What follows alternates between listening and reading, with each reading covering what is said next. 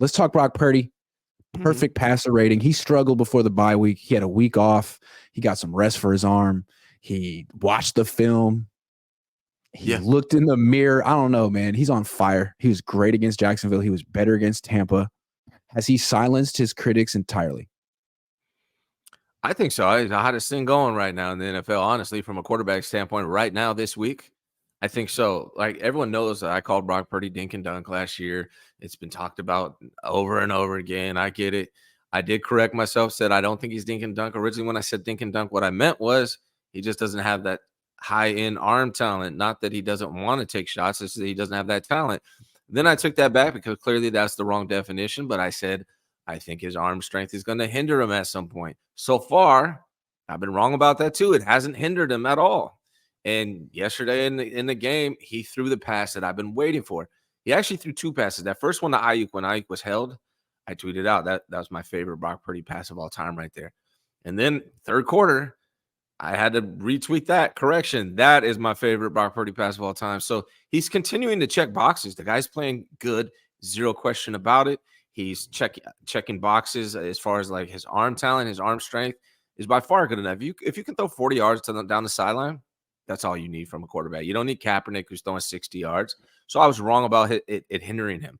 There's one test left for that guy, which is, can you put the team on your back and carry him into victory when you're behind? We don't know that yet, but every time I've doubted him, he's proved me wrong. So I really don't want to doubt him at this point anymore because he has proved me wrong multiple times, you know? Yeah. No, I think the limitation with him, I mean, the issue with him isn't probably physical.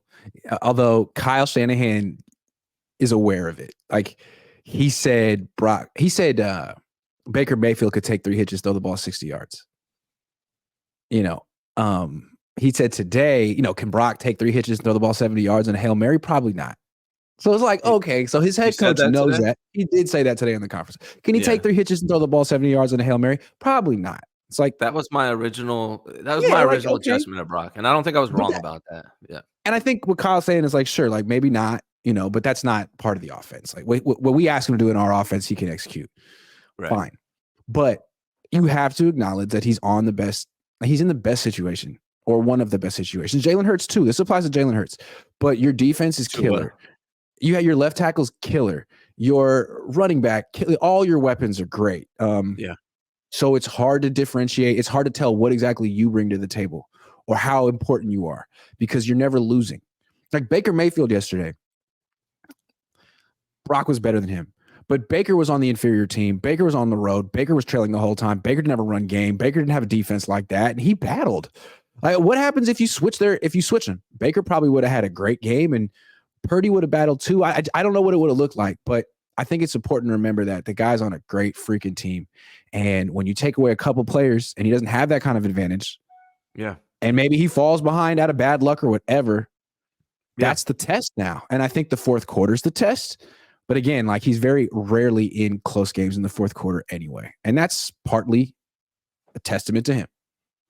I think it's fair to say that he's in the best top 2 or 3 situations from an offensive standpoint in the NFL. I think Hurts, Tua on the Dolphins from an offensive standpoint, and Brock Purdy. I think those are your 3 guys that are in the best offensive situations you could possibly be in as a quarterback. I think it's fair to say that, and that's true. I also think it's fair to say that he's executing perfectly right now with what he's being asked to do. I'm also going to put Mahomes in there too. Even though he doesn't have the high-profile weapons, he's got a nice offensive line. He's got a great tight end and the best coach. Yeah, Dave. Yeah. So I'm going to throw Mahomes in there too. Those 4. Yeah. That's true. So, and we always give Mahomes his flowers. He's won 3 Super Bowls, though he deserves it. But I think it's fair to say that, though. He's in a great situation, but he's also executing perfectly. Right. So, I mean, you can't really knock him until he shows that he can't. Now, when it would be a problem is if you're like Jimmy Garoppolo, who's in a great situation and still can't execute, right? So we know he's better than Jimmy Garoppolo, which is great for me. Niners almost won a Super Bowl with that guy. So I feel like I feel more confident they can do it with Brock. And I didn't think he could make the pass he made yesterday. He did it. I haven't seen him come back and win yet. And part of me thinks he's probably going to do that at some point too, because every time I doubt him, he does. Uh-oh. It's Grant. Is it me or Grant that are paused? One of us are gone. Is it me? Uh-oh. You guys let me know in the chat. Is it me or is it Grant that is completely I'm back. paused? I'm Oh, back. it's I'm you. back. I'm back. I'm back. I'm back. Sorry All about right. that. I don't know what happened. All right. I thought it was me. It's usually me when that happens. No, I'm back. Hold on. Let me see if I can fix this. Do I look any better or am I like digital? You're a Am I little like blurry, analog? Good? but you're back. Yeah. All right, I'm cool. All right. I don't know. I mean, like, I feel like people be like, why are you nitpicking Brock? I mean, he's winning by a lot. Like, that's the point of the game. Sure, but it's not going to be like that forever. Like, let's not be prisoners of the moment. He lost Trent Williams and everything changed. If Trent Williams is gone, everything changes with this team. And I think Yes. a great quarterback, because people are saying, like, okay, 158.3, he's a great quarterback. All right, man, hold on. I don't even think Kyle would say that. A great quarterback is the kind of guy who, when the team isn't that great, he's great. Yeah. You know, when the defense isn't there that week, he brings them back. Brock hasn't shown that he's that guy yet. He's not getting in the way and he's adding to the victories, but he hasn't shown that he can like pick up the slack when someone's out at all. Let me play what's it called? Devil's advocate here. Yes, you're right. But he's a young dude and doesn't mean he can't become that. No, it doesn't mean he can't at all. No. Yeah. Yeah. So it's still, that's what Here's what scares me about it though. All of his good qualities, I feel like, turn into scary qualities when he's down. Like when he's losing, when he's winning, he's a play action passer. He can roll left and right. He can throw his anticipation. Kyle can scheme people open. Everyone's leaning on the run game.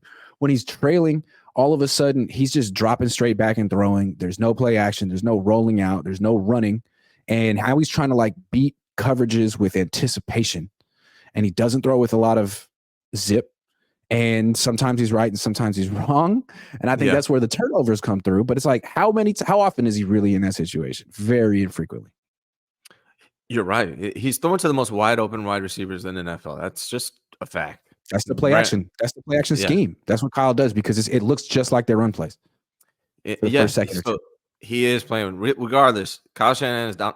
So I think we established, right? If he wasn't on the Niners, the Eagles, or the Dolphins, he would look worse to some degree. How bad? I don't know. I don't think he's going to look like Jimmy on the Raiders. I think he'll still be better than Jimmy. Would he start over CJ Stroud on the Texans?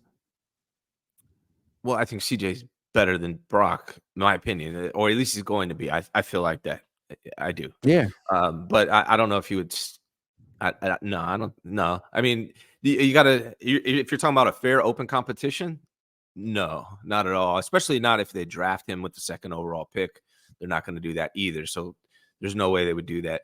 I guess the question is, would D'Amico want to trade CJ Stroud for Brock? Absolutely not. No. But that doesn't mean it doesn't mean he's bad. He's doing good. He's better than Jimmy. He's bad. He's good. Right. He's definitely good. And it's like there's nothing more he could have done yesterday. He was perfect. There's nothing more he could have done yesterday. But that's not the test. Cruising to a win over Tampa and Jacksonville isn't necessarily the test. It's good, though. It's very good. Those defenses are pretty good. Like top 10 in points allowed. Pretty good. We'll find out in 2 weeks. Because like football is more than like, what about when you fall behind? That's it. Like sometimes that's bad luck. There could be a turnover that Christian McCaffrey could fumble the ball. There could be a fumble snap. It doesn't even have to do with Brock Purdy, but sometimes you could lose the snap. You could lose the coin toss, or you could win whatever. You could fall behind 7-0. What happens? That's what happened in the 2 weeks. Overcome it. Minnesota and Cincinnati fell behind, and they didn't overcome it at all. Yeah, I mean, and it's a tough task. If he's able to go to Philadelphia and pull off that win, that says a lot about Brock Purdy at this age, because you can only imagine he's going to get mentally better as time goes on. So that's really going to be a true test. That's going to be a freaking great game, right? He got injured in that game, and everyone says, oh, the 49ers would have won if he would have stayed in. I'm not so sure, honestly, because I feel like Niners are getting their ass kicked in the trenches, regardless of who the quarterback was going to be. It was going to be a rough day. So I'm excited about the Seahawks game on Thursday, but I'm really looking forward to that game against the Eagles, because that's going to really tell us who this whole team is, and especially Brock Purdy as well. So, I mean, it's been an exciting season. What he's been done is remarkable. He continues to check boxes, but he has a couple more to check. But he's also very young, so we'll see what happens.